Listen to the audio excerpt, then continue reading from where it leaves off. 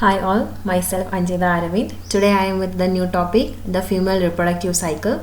It's a familiar topic for all. That's why I made this one as a concise form. Hope you can understand it easily. Female reproductive cycle. During their reproductive years, the non-pregnant females normally exhibit cyclical changes in their ovaries and uterus, and each cycle takes about a month and involves both oogenesis and the preparation of the uterus to receive a fertilized ovum. And the hormones secreted by the hypothalamus, anterior pituitary and the ovaries control the main events. And the ovarian cycle is a series of events in the ovaries that occur during and after the maturation of an oocyte. And the uterine or menstrual cycle is a concurrent series of changes in the endometrium of the uterus to prepare it for the arrival of a fertilized ovum that will develop there until the birth. So, in the reproductive cycle of female, there is mainly two cycles, that the ovarian cycle and the uterine cycle. Here we can see the hormonal regulation of female reproductive cycle. The gonadotropin releasing hormone, that is the GnRH, secreted by the hypothalamus control the ovarian and the uterine cycles. And the GnRH stimulate the release of the follicle stimulating hormone and the luteinizing hormone, that is the FSH and LH, from the anterior pituitary. And FSH initiate follicular growth and the LH stimulate the further development of the ovarian follicles. And also both the FSH and LH stimulate the ovarian follicles to secrete the hormone estrogen, and LH stimulate the theca cells to developing follicles to produce the androgens. And under the influence of the follicle stimulating hormone, the androgens are taken up by the granulosa cells of the follicle and then converted into estrogens. At the mid-cycle, the LH trigger the ovulation and then promote the formation of the corpus luteum. That's why the LH is known as the luteinizing hormones. And stimulated by the LH, the corpus luteum produces and secrete estrogen, progesterone, relaxin and inhibin, and these hormones have different effects on our body. And the estrogen will help to promote the development and maintenance of the female reproductive structures, feminine secondary sex characteristics and breast, and increase the protein anabolism, and also it lower the blood cholesterol level, and moderately it inhibits the release of the gonadotropin releasing hormone FSH and LH. And the progesterone, it works with the estrogen to prepare the endometrium for the implantation and also prepare the mammary glands to secrete milk, and it also inhibits the release of the GnRH and LH. And relaxing, it inhibits the contraction of the uterine smooth muscles, and during labor it increases the flexibility of the pubic symphysis and dilates the uterine cervix. And inhibin function is it inhibit the release of the FSH and to a lesser extent of LH. So this is the hormonal regulation happens in a female reproductive cycle. Next is the phases of the female reproductive cycle. The duration of a female reproductive cycle typically ranges from 24 to 36 days, and here we are assuming a duration of 28 days and divide it into 4 phases mainly: the menstrual phase, pre-ovulatory phase, ovulation and post-ovulatory phase. These are the 4 phases of the female reproductive cycle, and in the next session we will discuss the events or changes happening in these 4 phases.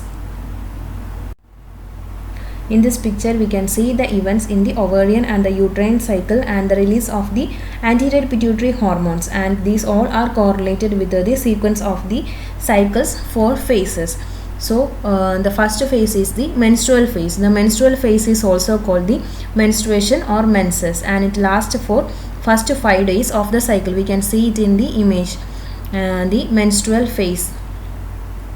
And the changes or events happening in the ovaries and the uterus are: in the ovaries, the changes happening are under the influence of the follicle stimulating hormone, which is secreted from the anterior pituitary. Several primordial follicles develop into primary follicle and then into the secondary follicle. It is shown in the figure, and this developmental process may take several months to occur its development. And the events happening in the uterus at the time of menstrual phases are: the menstrual flow from the uterus consists of 50 to 150 ml of blood, tissue fluids, mucus and epithelial cells which sheds from the endometrial layer of the uterus. And this discharge occurs because the decreased level of the progesterone and estrogen, which will stimulate the release of the prostaglandins, and this prostaglandin causes the uterine spiral arterioles to constrict. So the constriction of these arterioles results the cells they supply become oxygen deprivate, that is oxygen deficiency, and they start to die, and this leads to the shed off of the endometrial layer and the menstruation process. And the second phase is the pre-ovulatory phases. The pre-ovulatory phase is shown in the figure. It is starting from the day 6 to day 13. So the pre-ovulatory phase is the time interval. It is between the end of the menstruation and the ovulation, and it lasts from days 6 to 13 in a 28-day cycle. And the changes happening in the ovaries and in the uteruses. When we consider the ovaries, some of the secondary follicle in the ovaries begin to secrete the estrogens and inhibin. It is shown in the figure. The secondary follicles are secreting the hormone estrogens, and the estrogen and inhibin secreted by the dominant follicle decreases the secretion of the follicle stimulating hormone from the anterior pituitary, and which it will causes the less well developed follicle to stop growing, and the one dominant secondary follicles become matured follicle or the Graafian follicle, and which continues to enlarge until it is more than a diameter of 20 mm, and it is ready for the ovulation process. And with reference to the ovarian cycle, the menstrual and the pre-ovulatory phases together are termed the follicular phase, because here the ovarian follicles are growing and developing, so it is known as the follicular phase. And in the pre-ovulatory phases, the changes happening in the uterus are the estrogen liberated into the blood by the growing ovarian follicle stimulate the repair of the endometrial layer, endometrium, that is the cells of the stratum basalis undergo mitosis, and it may produces new stratum functionalis. And with reference to the uterine cycle, the pre-ovulatory phase is also termed as the proliferative phase, because the endometrium is proliferating in this stage, so it is called as the proliferative phase. And the third phase is the ovulation stage. Ovulation is the rupture of the matured follicle and the release of the secondary oocyte into the pelvic cavity. It usually occurs on the day 14th in a 28th day cycle. We can see it on the image. On the day 14th the ovulation will happen, and the last phase of the reproductive cycle is the post-ovulatory phase. The post-ovulatory phase of a female reproductive cycle is the time between the ovulation and onset of the next menses, and it lasts for 14 days in a 28-day cycle, that is from day 15 to day 28. And the changes happening in the ovaries is, after the ovulation process, the matured follicle collapse and the basement membrane between the granulosa cells and the theca interna break down, and the theca interna cells mix with the granulosa cells as they transformed into the corpus luteum cells by the influence of the luteinizing hormone secreted by the anterior pituitary. It is shown in the figure. The luteinizing hormone helps to the formation of the corpus luteum, and stimulated by the LH, the corpus luteum will secrete the hormones such as the progesterone, estrogen, relaxin and inhibin, and the luteal cells also absorb the blood clots. And with reference to the ovarian cycle, this phase is also known as the luteal phase. So in the picture it is denoted as the luteal phase above the corpus luteum. And the post-ovulatory phase, the changes happening in the uteruses are the progesterone and estrogen, which is produced by the corpus luteum, promote the growth and coiling of the endometrial glands, and vascularization of the superficial endometrium and thickening of the endometrium to a diameter of 12 to 8 mm. So again the endometrial layer is going to thickening and the second cycle is starting. So this is the events and changes happening in both the ovaries and uterus under a reproductive cycle of a female. Here I added the image of the relative concentration of anterior pituitary hormone, that is the follicle stimulating hormone and the LH, and the ovarian hormone, the estrogen and progesterones during the phases of a normal female reproductive cycles.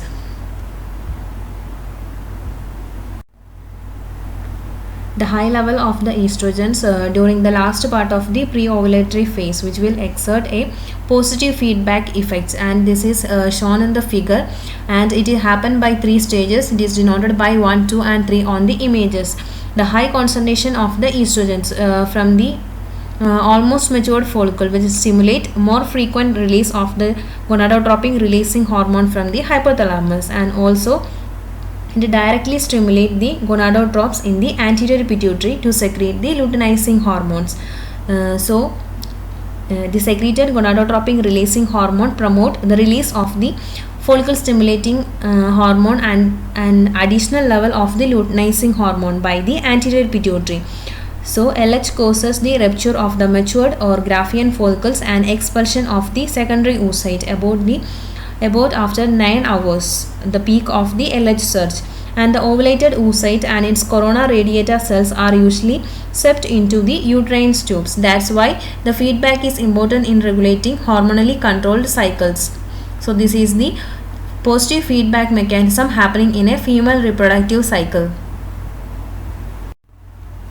From the above discussion, now we can simply say what is menstruation. It is a process in a woman of discharging blood and other material from the lining of the uterus at intervals of about 1 lunar month, that is the 28 days from the puberty until the menopause, except during the pregnancy time.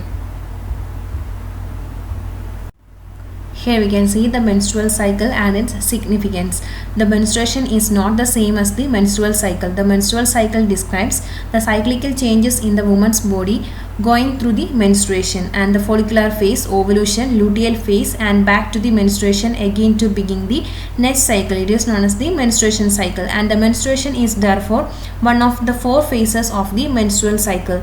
And the significance of menstrual cycle includes cycle of natural changes that occurs in the uterus and ovaries as an essential part of making sexual reproduction possible, and it is essential for the production of eggs and preparation of the uterus for pregnancy and fertile period of a woman's life between the menarche and menopause. These are the significance of the menstrual cycle.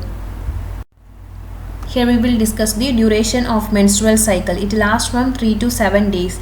The exact duration varies from woman to woman, and it however shows little or no variation for the same woman from cycle to cycle, and most women do not experience cycle to cycle changes more than 1 or 2 days, and it is unusual for the same woman to have wide swings such as 3 days duration in one cycle and 7 days in another. Here we can see the quality of the menstruum and the amount of blood loss happening in a single menstruation. The menstrual blood is normally bright or light red in color, like the bleeding that occurs after a knife cut or similar injuries, and it could look brown in some few women and it still be normal menstruation, and it must not have any foul odor, and small clots may be a normal part of the menstrual blood, and the amount of blood loss, the average blood loss during the normal menstruation is about 35 ml with a range of 10 to 80 ml. Here we can see the associated symptoms of a menstrual cycle. The normal menstruation may be accompanied by the symptoms such as the breast fullness, a mild lower abdominal pain or irritability, and fluid retention, cramping, mood swings, weight gain, breast tenderness, diarrhea, and constipation. These are the symptoms which will seen along with the menstruation time also. Here I added the image which will shows the overall summary of hormonal interaction in the ovarian and the uterine cycles. The hormones from the anterior pituitary regulate the ovarian functions, and the hormones from the ovaries which will regulate the changes in the endometrial lining of the uterus. In this picture, the green and red dotted lines are shown. The green lines which will indicate the positive feedback mechanism, and the red dot line indicate the negative feedback. In the positive feedback, the hormones which will causes the stimulation of release of the gonadotropins, and the negative feedback which will inhibit the secretion of the gonadotropins from the hypothalamus and anterior pituitary.